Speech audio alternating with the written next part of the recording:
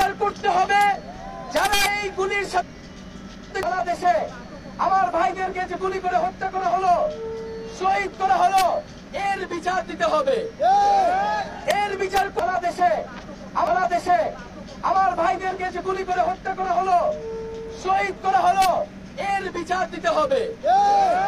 এর বিচার করতে হবে যারা এই গুলির সাথে জড়িত, যেসব আইন শৃঙ্খলা বাহিনীর লোকজন জড়িত, তাদেরকে কিন্তু বিচারের আওতায় আনতে হবে।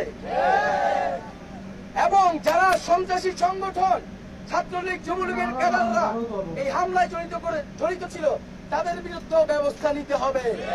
বাংলাদেশে আমার ভাইদেরকে যে গুলি করে হত্যা করা হলো, শহীদ করা হলো, এর বিচার দিতে হবে। এর বিচার করতে হবে যারা এই গুলির সাথে জড়িত, যেসব আইন শৃঙ্খলা বাহিনীর লোকজন জড়িত, তাদেরকে কিন্তু বিচারের আওতায় আনতে হবে। এবং যারা সন্ত্রাসী সংগঠন ছাত্রলীগ যুবলীগের ক্যাডাররা এই হামলায় জড়িত ছিল, তাদের বিরুদ্ধে ব্যবস্থা নিতে হবে। বাংলাদেশে আমার ভাইদেরকে যে গুলি করে হত্যা করা হলো, শহীদ করা হলো, এর বিচার দিতে হবে।